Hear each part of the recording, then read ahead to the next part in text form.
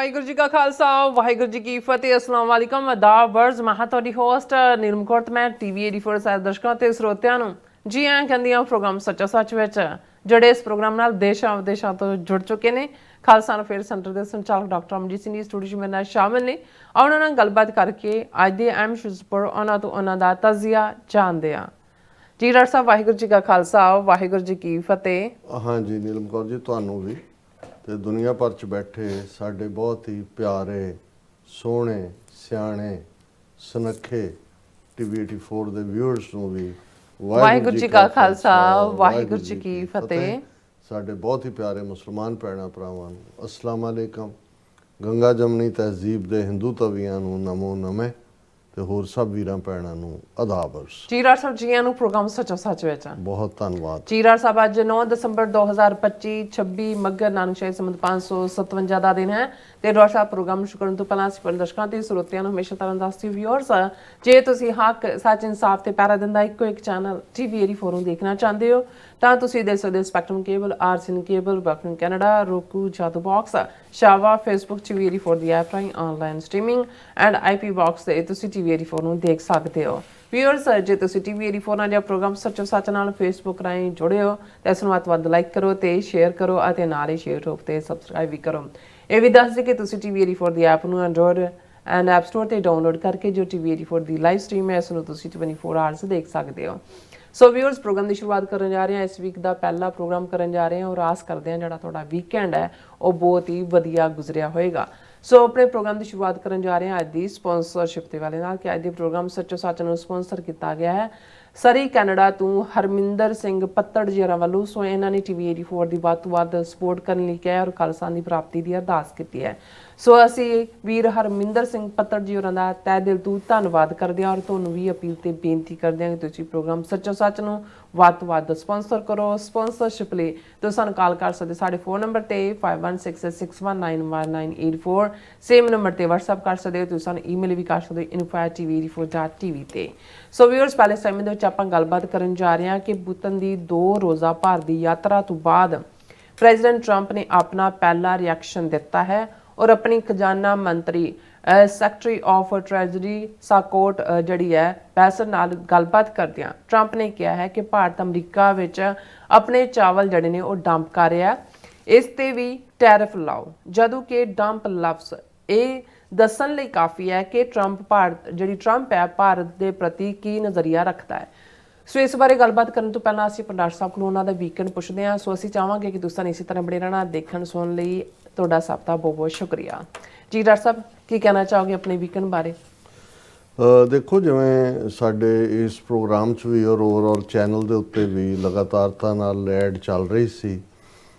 ਬੀਤੇ ਸੈਚਰਡੇ ਜਿਹੜਾ ਕਿ 6 ਦਸੰਬਰ ਸੀ ਸਾਡੇ ਵਿੰਡਜ਼ਰ ਬੇਸਡ ਵੀਰਾਂ ਵੱਲੋਂ ਖਾਸ ਤੌਰ ਤੇ ਭਾਈ ਹਰਜਿੰਦਰ ਸਿੰਘ ਉਹਨਾਂ ਦੇ ਸਮੁੱਚੇ ਪਰਿਵਾਰ ਸਾਥੀਆਂ ਵੱਲੋਂ ਗੁਰਦੁਆਰਾ ਕਮੇਟੀ ਦੇ ਸਹਿਯੋਗ ਨਾਲ ਇੱਕ ਪੂਰੇ ਦਿਨ ਦੀ ਕਾਨਫਰੰਸ ਪੰਥਕ ਕਾਨਫਰੰਸ ਜਾਂ ਪੰਥਕ ਸੈਮੀਨਾਰ ਜਿਹੜਾ ਗੁਰੂ ਤੇਗ ਬਹਾਦਰ ਸਾਹਿਬ ਦੀ 350 ਸਾਲਾ ਸ਼ਹੀਦੀ ਯਾਦ ਨੂੰ ਸਮਰਪਿਤ ਸੀ। ਭਾਈ ਮਤੀਦਾਸ ਭਾਈ ਸਤੀਦਾਸ ਭਾਈ ਦਿਆਲਾ ਜੀ ਦੀ ਯਾਦ ਨੂੰ ਉਹ ਜਿਹੜਾ ਪੂਰਾ ਦਿਨ 9 ਤੋਂ 1 ਤੱਕ ਇੱਕ ਸੈਸ਼ਨ ਸੀ ਫਿਰ ਬ੍ਰੇਕ ਸੀ ਫਿਰ ਸ਼ਾਮ 5 ਵਜੇ ਤੱਕ ਦੂਸਰਾ ਸੈਸ਼ਨ ਸੀ। ਸੋ ਉਹਦੇ ਲਈ ਉਹਨਾਂ ਨੇ ਸਾਨੂੰ ਵੀ ਇਨਵਾਈਟ ਕੀਤਾ ਹੋਇਆ ਸੀ। ਸੋ ਅਸੀਂ ਉਸ ਦੇ ਵਿੱਚ ਸ਼ਮੂਲੀਅਤ ਕੀਤੀ ਔਰ ਬੇਸ਼ੱਕ ਆਉਣ ਵਾਲੇ ਦਿਨਾਂ 'ਚ ਉਸ ਦਾ ਪੂਰਾ ਜਿਹੜੀ ਡੀਟੇਲ 6-7 ਘੰਟੇ ਦਾ ਟੈਲੀਕਾਸਟ ਹੋਏਗਾ ਪ੍ਰੋਗਰਾਮ ਦਾ।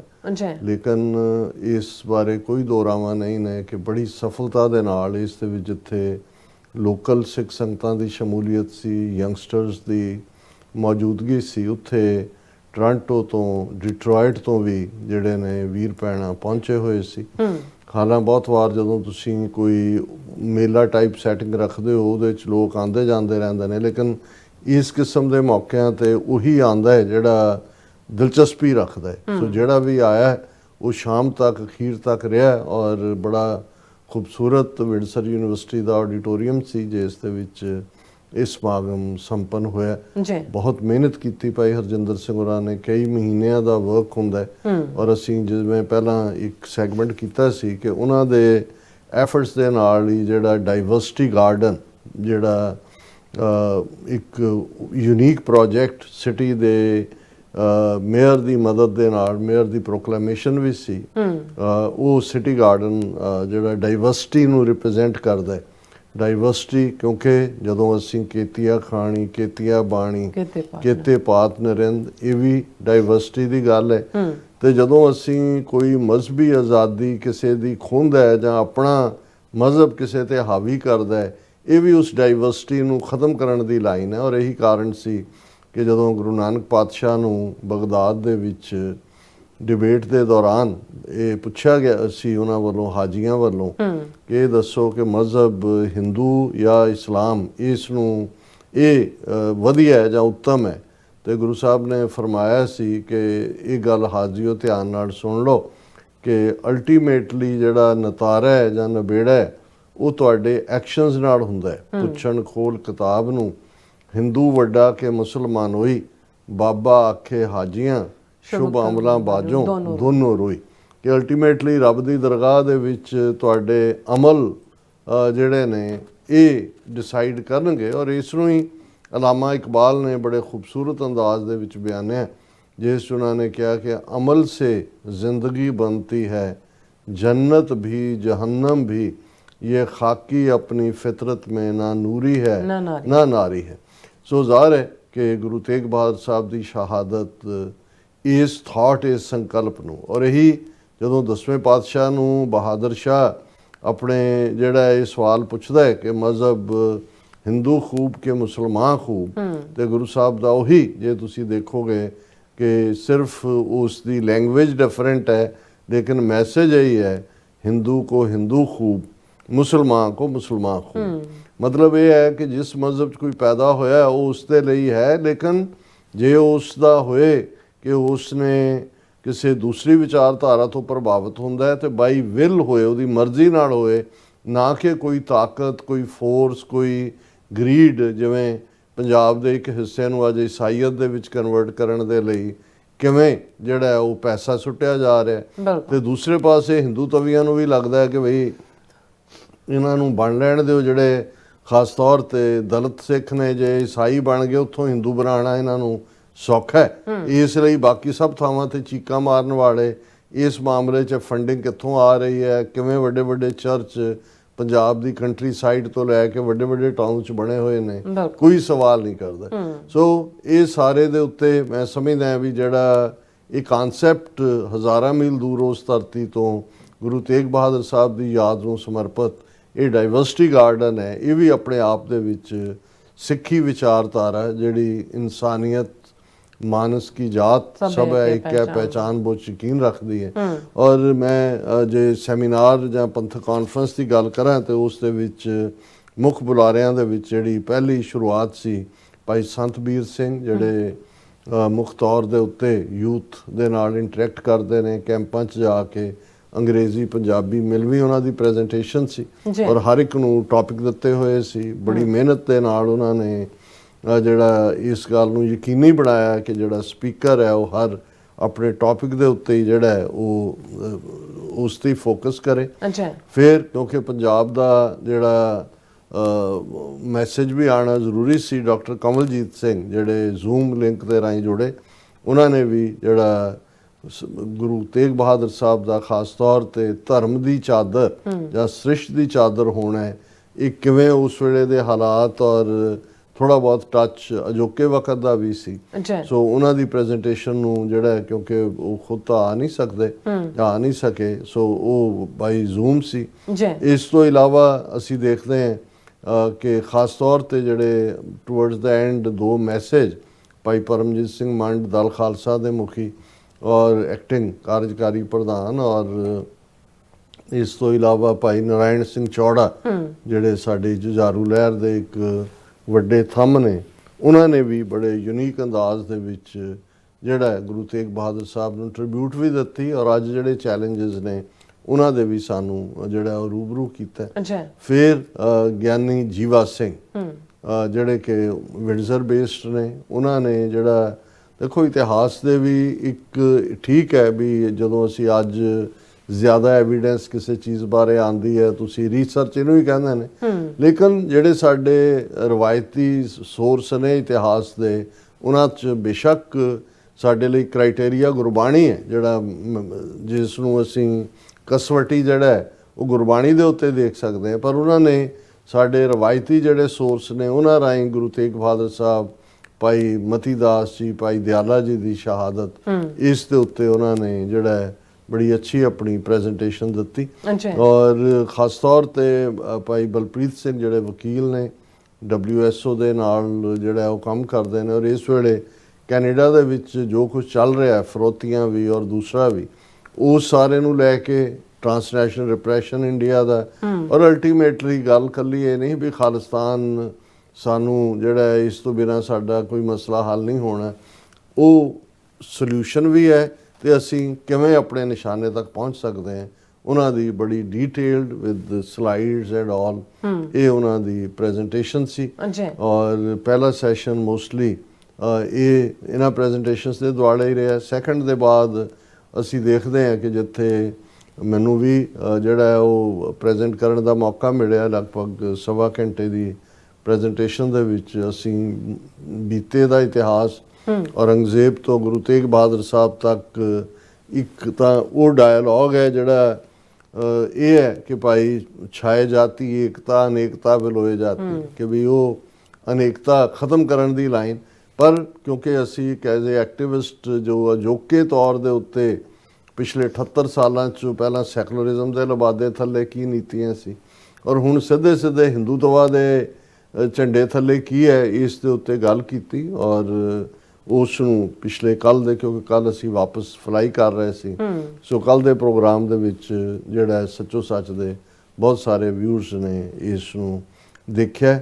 ਫਿਰ ਭਾਈ ਗੁਰਬਿੰਦਰ ਸਿੰਘ ਜਿਹੜੇ ਨੇ ਉਹਨਾਂ ਦੀ ਪ੍ਰੈਜੈਂਟੇਸ਼ਨ ਸੀ, ਔਰ ਸਿਮਰਨਜੋਤ ਸਿੰਘ ਜਿਹੜੇ ਵਿੰਡਸਰ ਗੁਰਦੁਆਰਾ ਸਾਹਿਬ ਸਟੇਜ ਸਕੱਤਰ ਦੀ ਸੇਵਾ ਵੀ ਕਰਦੇ ਨੇ, ਨੌਜਵਾਨ ਵਰਲਡ ਸਿੱਖ ਪਾਰਲੀਮੈਂਟ ਨਾਲ ਵੀ ਜੁੜੇ ਹੋਏ ਨੇ, ਉਹਨਾਂ ਦੀ ਪ੍ਰੈਜੈਂਟੇਸ਼ਨ ਸੀ। ਔਰ ਇਸ ਤੋਂ ਇਲਾਵਾ ਬਹੁਤ ਹੀ ਖੂਬਸੂਰਤ ਅੰਦਾਜ਼ ਦੇ ਵਿੱਚ ਭਾਈ ਤ੍ਰਿਮਨ ਸਿੰਘ ਜਿਹੜੇ ਭਾਈ ਹਰਜਿੰਦਰ ਸਿੰਘ ਉਹਨਾਂ ਦੇ ਸਪੁੱਤਰ ਨੇ, ਉਹਨਾਂ ਨੇ ਸਟੇਜ ਨੂੰ ਕੰਡਕਟ ਕੀਤਾ ਔਰ ਦਰਸ਼ਕ ਨਾਲ ਨਾਲ ਸਾਰਾ ਦੇਖ ਰਹੇ ਹੋਣਗੇ।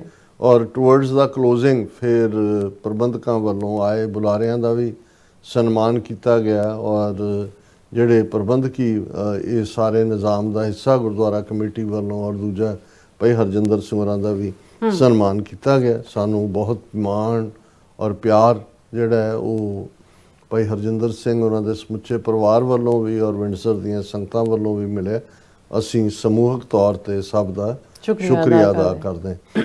ਅਸੀਂ ਸੈਚਰਡੇ ਨਾਈਟ ਵਾਪਸ ਆਏ ਔਰ ਐਤਵਾਰ ਦਾ ਪ੍ਰੋਗਰਾਮ ਗੁਰਦੁਆਰਾ ਬਾਬਾ ਮੱਖਣ ਸ਼ਾਹ ਲੋਬਾਣਾ ਸਿੱਖ ਸੈਂਟਰ ਸਾਊਥ ਬੈਂਡ ਗੁਰਦੁਆਰਾ ਸਾਹਿਬ ਦੇ ਵਿੱਚ ਸੀ। ਹਾਲਾਂਕਿ ਉਸ ਤੋਂ ਪਹਿਲਾਂ ਖਾਲਸਾ ਦਰਬਾਰ ਜਿਹੜਾ ਕਿ ਭਾਈ ਭੋਲਾ ਸਿੰਘ ਸਾਡੇ ਮਿੱਤਰ ਵੀ ਨੇ, ਪੰਥਕ ਦਰਦੀ ਵੀ ਨੇ, ਸਾਡੇ ਵੱਡੇ ਸਪੋਰਟਰ ਨੇ, ਉਹਨਾਂ ਦੇ ਉਦਮ ਨਾਲ ਜਿਹੜਾ ਖਾਲਸਾ ਦਰਬਾਰ ਗੁਰਦੁਆਰਾ ਸਾਹਿਬ ਉੱਥੇ ਹੋਣ ਦੇ ਵਿੱਚ ਆਇਆ। ਉੱਥੇ ਸੁਖਮਣੀ ਸਾਹਿਬ ਦਾ ਪਾਠ ਸੀ, ਉਸ 'ਚ ਅਸੀਂ ਸ਼ਮੂਲੀਅਤ ਕੀਤੀ। ਪਾਠ ਦੇ ਭੋਗ ਤੋਂ ਬਾਅਦ ਖਾਲਸਾ ਦਰਬਾਰ ਦੀਆਂ ਸੰਗਤਾਂ ਵੀ ਗੁਰਦੁਆਰਾ ਬਾਬਾ ਮੱਖਣ ਸ਼ਾਹ ਲੋਬਾਣਾ ਸਿੱਖ ਸੈਂਟਰ ਆਈਆਂ।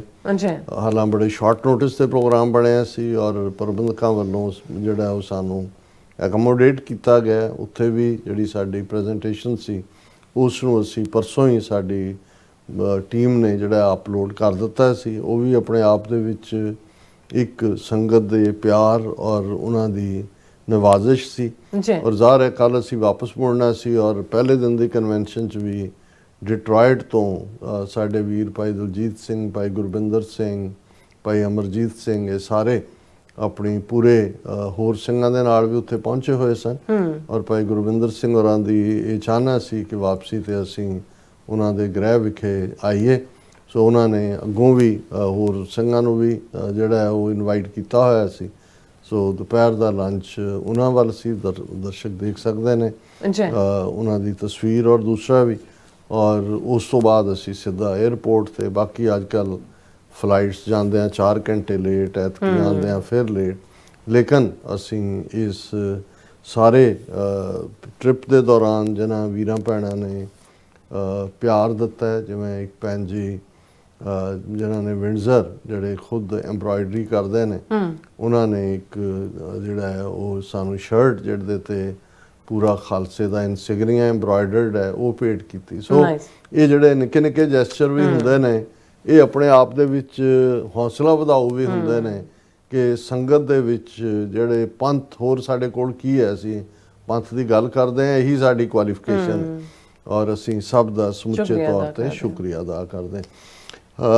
ਹੁਣ ਗੱਲ ਜਦੋਂ ਅਸੀਂ ਲਾਸਟ ਪ੍ਰੋਗਰਾਮ ਤੁਹਾਡੇ ਨਾਲ ਕੀਤਾ ਥਰਸਡੇ ਫਰਾਈਡੇ ਤਾਂ ਸੁਖਵਿੰਦਰ ਸਿੰਘ ਹੋਰਾਂ ਦੇ ਨਾਲ ਸੀ, ਉਦੋਂ ਪੁਤਿਨ ਦੀ 2 ਰੋਜ਼ਾ ਵਿਜ਼ਿਟ ਚੱਲ ਰਹੀ ਸੀ। ਪੁਤਿਨ ਅਜੇ ਉੱਥੇ ਹੀ ਬੈਠਾ ਸੀ, ਅਜੇ ਇਹ ਪਤਾ ਲੱਗਣਾ ਸੀ ਕਿ ਵੀ ਕੀ ਕੋਈ ਡਿਫੈਂਸ ਐਗਰੀਮੈਂਟ ਸਾਈਨ ਹੋਇਆ, ਕੋਈ ਹੋਰ ਐਗਰੀਮੈਂਟ ਸਾਈਨ ਹੋਇਆ, ਲੇਕਿਨ ਇਨ ਦਾ ਐਂਡ ਜਿਹੜਾ ਉਹ ਜਿਹਨੂੰ ਕਹਿੰਦੇ ਨੇ ਕਿ ਵੀ ਬਹੁਤ ਸ਼ੋਰ ਸੁਣਤੇ ਥੇ ਪਹਿਲੂ में दिल का जब चीरा तो एक कतरा खून ना निकला।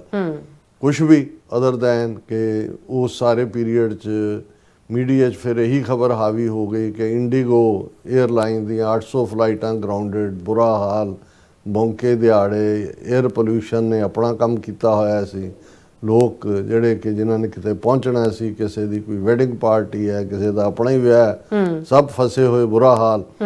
ਔਰ ਇਹ ਸੀ ਨਹੀਂ ਤਾਂ ਜਦੋਂ ਕੋਈ ਦੌਰਾ ਸਫਲ ਹੁੰਦਾ ਹੈ ਤੇ ਕਈ ਹਫ਼ਤੇ ਉਹਨੂੰ ਫਿਰ ਇਹਨਾਂ ਦਾ ਦਰਬਾਰੀ ਮੀਡੀਆ ਜਿਹੜਾ ਹੈ ਉਹ ਉਸ ਨੂੰ ਝਗੜਦਾ ਰਹਿੰਦਾ, ਰਿੜਕਦਾ ਰਹਿੰਦਾ, ਲੇਕਿਨ ਇੱਕਦਮ ਉਹਦੇ ਪੁਤਿਨ ਦੇ ਹੁੰਦਿਆਂ ਹੀ ਜਿਹੜਾ ਉਹ ਬੈਕ ਬਰਨਰ ਤੇ ਉਹਨਾਂ ਨੇ ਭੇਜ ਦਿੱਤਾ ਸੀ ਔਰ ਇੰਡੀਗੋ ਤੇ ਫਲਾਣਾ ਤੇ 10% ਫਲਾਈਟਸ ਕੱਟ ਕਰਤੀਆਂ ਤੇ ਇਨਕੁਆਰੀ ਹੋ ਗਈ ਤੇ ਫਲਾਣਾ ਹੋ ਗਿਆ।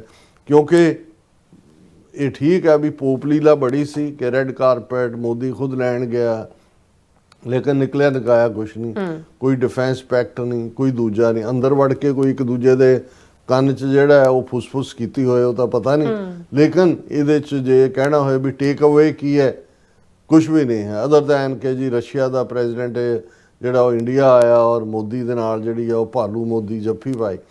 ਲੇਕਿਨ ਈਵਨ ਇਹ ਵੀ ਹਾਲਾਂ ਉਹਦੇ 'ਚ ਕੋਈ ਇਹ ਨਹੀਂ ਹੋਇਆ ਕਿ ਜੀ ਕੋਈ ਡਿਫਾਇੰਸ ਦਿੱਤੀ, ਕੋਈ ਡਾਲਰ ਨੂੰ ਚੈਲੰਜ ਕਰਨ ਦੀ ਗੱਲ ਕੀਤੀ ਜਾਂ ਕੋਈ ਡਿਫੈਂਸ ਇਕਵਿਪਮੈਂਟ ਖਰੀਦਿਆ, ਲੇਕਿਨ ਪ੍ਰੈਜ਼ੀਡੈਂਟ ਟਰੰਪ ਔਰ ਅਮਰੀਕਾ ਜ਼ਾਹਰ ਹੈ ਵੈਸਟਰਨ ਵਰਲਡ ਵੀ ਯੂਰਪ ਵੀ ਇਸ ਦੇ ਉੱਤੇ ਤਿੱਖੀ ਨਜ਼ਰ ਰੱਖ ਰਹੇ ਸੀ ਔਰ ਅਸੀਂ ਇਹ ਐਕਸਪੈਕਟ ਕਰਦੇ ਸੀ ਕਿ ਵੀ ਵੀਕਐਂਡ ਦੇ ਉੱਤੇ ਪ੍ਰੈਜ਼ੀਡੈਂਟ ਟਰੰਪ ਕੋਈ ਨਾ ਕੋਈ ਰਿਐਕਸ਼ਨ ਦੇਣਗੇ, ਪਰ ਕਿਉਂਕਿ ਉਹ ਵੀ ਕੌਸ਼ੀਅਸ ਸੀ, ਉਹਦੇ 'ਚੋਂ ਹੈ ਹੀ ਕੁਛ ਨਹੀਂ ਸੀ, ਸੋ ਡਾਇਰੈਕਟ ਤਾਂ ਉਹਨਾਂ ਨੇ ਕੁਛ ਨਹੀਂ ਕਿਹਾ। ਪਰ ਟਰੰਪ ਦਾ ਜਿਹੜਾ ਸਟਾਈਲ ਹੁੰਦਾ ਹੈ ਹੁਣ ਇਹ ਹੈ ਕਿ ਵੀ ਇਸ ਵੇਲੇ ਅਮਰੀਕਾ ਦੇ ਵਿੱਚ ਜਿਹੜੀ ਅਮਰੀਕਨ ਕਿਸਾਨੀ ਹੈ ਉਹ ਕਾਫੀ ਟਰਬਲ 'ਚ, ਔਰ ਜਿਹੜਾ make America great again mega ਜਾਂ ਮਾਗਾ ਬੇਸ ਹੈ ਉਹਦੇ 'ਚ ਵੱਡਾ ਹਿੱਸਾ ਕਿਸਾਨੀ ਨਾਲ ਜੁੜੇ ਹੋਏ ਜਾਂ ਜਿਹੜੀ ਰੂਰਲ ਬੈਲਟ ਹੈ ਸਾਊਥ ਅਮਰੀਕਾ ਦੀ ਜਾਂ ਮਿਡ ਵੈਸਟ ਦੀ ਉਹ ਅੰਡਰ ਪ੍ਰੈਸ਼ਰ ਨੇ।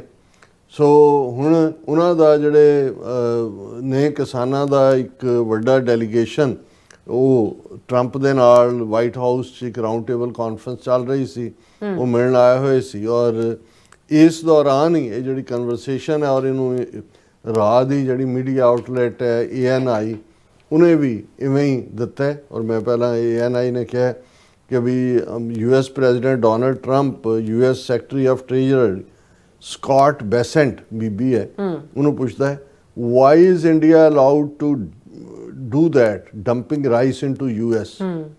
They have to pay tariffs. Do they have an exemption on rice?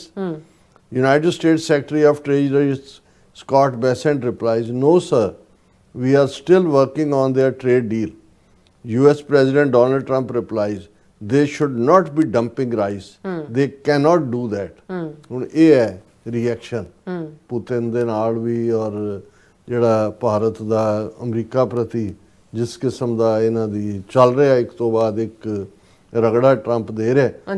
ਹੁਣ ਇਹਦੇ 'ਚ ਜ਼ਾਹਰ ਹੈ ਡਾਇਲੌਗ ਤਾਂ ਇੱਕੋ ਹੀ ਹੈ ਕਿ ਵੀ ਕੀ ਅਜੇ ਵੀ ਭਾਰਤ ਜਿਹੜਾ ਉਹ ਡੰਪ ਕਰ ਰਿਹਾ। ਹੁਣ ਡੰਪ ਦਾ ਮਤਲਬ ਕੀ ਹੁੰਦਾ ਵੀ ਜਿਹੜੀ ਚੀਜ਼ ਤੁਸੀਂ ਸੁੱਟੀ ਜਾ ਰਹੇ ਹੋ ਉਹਦੇ ਨਾ ਉਹਦੀ ਕੁਆਲਿਟੀ ਹੈ ਨਾ ਕੋਈ ਲਾਗਾ ਦੇ ਗਿਆ ਜਾਂ ਦੂਜਾ। ਹੁਣ ਇਹ ਸਮਝਣ ਦੇ ਲਈ ਕਿ ਰਾਈਸ ਔਰ ਜਦੋਂ ਇਹ ਚੱਲ ਰਿਹਾ ਹੈ ਕਿ ਜਿਹੜੀ ਟ੍ਰੇਡ ਡੀਲ ਸਾਈਨ ਨਹੀਂ ਹੋ ਰਹੀ ਉਹਦੇ 'ਚ ਇੱਕ ਹਿੱਸਾ ਇਹ ਵੀ ਹੈ ਕਿ ਅਮਰੀਕਾ ਕਹਿੰਦਾ ਵੀ ਜੇ ਤੁਹਾਡਾ ਰਾਈਸ ਸਾਡੇ ਆ ਸਕਦਾ ਹੈ ਤੇ ਸਾਡੇ ਪ੍ਰੋਡਕਟ ਨੂੰ ਵੀ ਜਿਹੜਾ ਹੈ ਉਹ ਆਪਣੀ ਮਾਰਕੀਟ ਖੋਲੋ।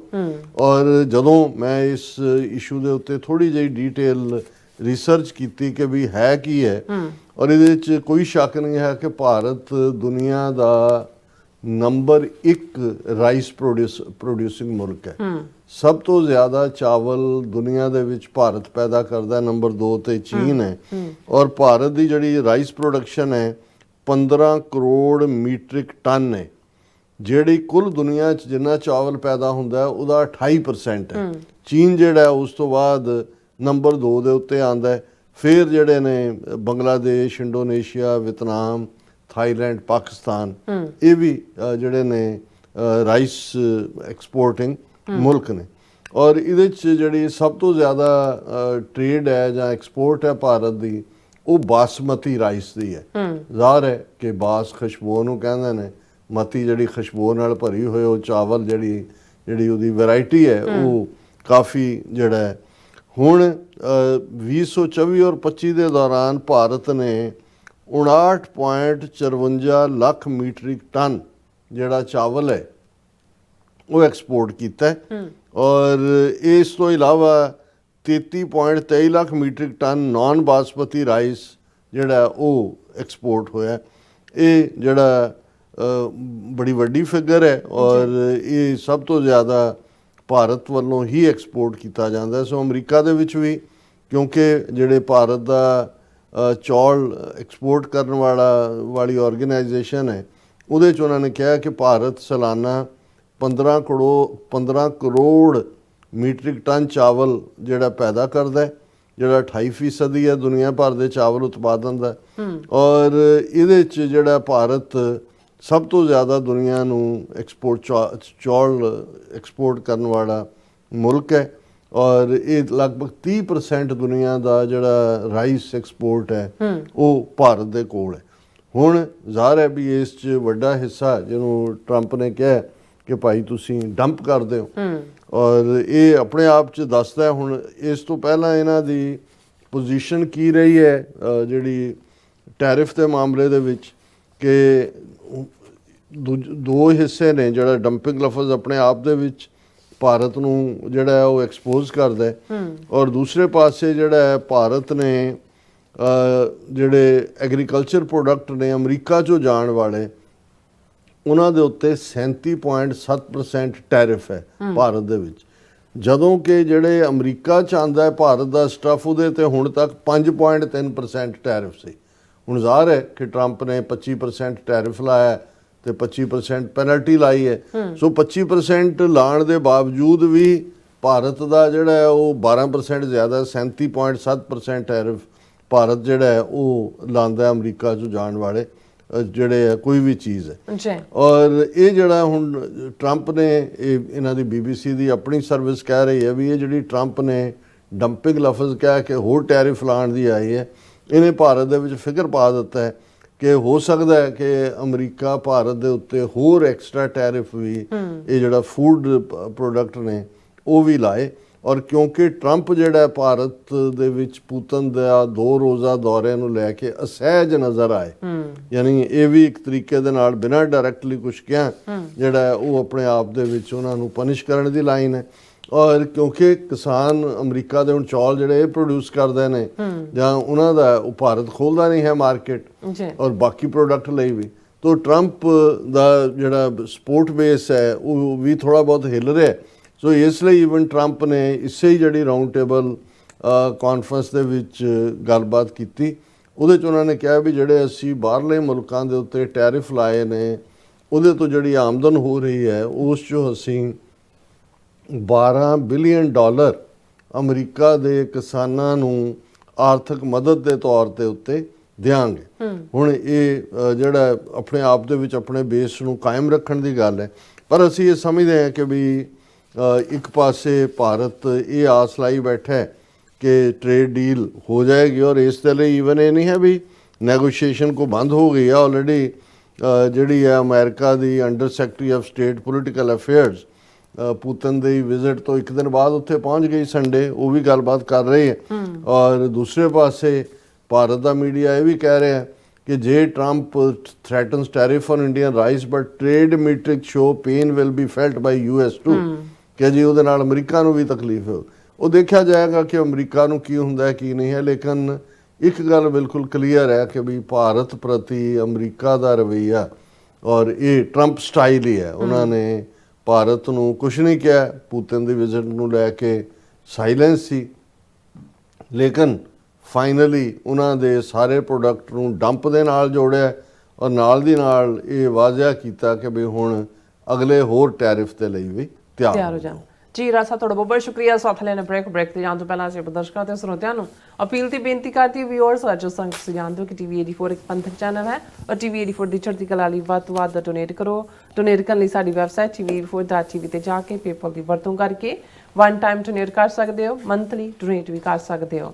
ਤੁਸੀਂ ਟੀਵੀ 84 ਦੇ ਨਾਮ ਤੇ ਚੈੱਕ ਬਣਾ ਕੇ ਸਾਨੂੰ ਮੇਲ ਵੀ ਕਰ ਸਕਦੇ ਹੋ ਸਾਡੇ ਇਸ ਪਤੇ ਤੇ 36-01 37th Avenue, Long Island City, New York 11101 USA, ਜਾਂ ਫਿਰ ਤੁਸੀਂ ਸਾਨੂੰ ਫੋਨ ਰਾਹੀਂ ਵੀ ਸੰਪਰਕ ਕਰ ਸਕਦੇ ਹੋ 5166191984। ਤੁਸੀਂ ਸਾਨੂੰ ਈਮੇਲ ਵੀ ਕਰ ਸਕਦੇ info@tv84.tv ਤੇ।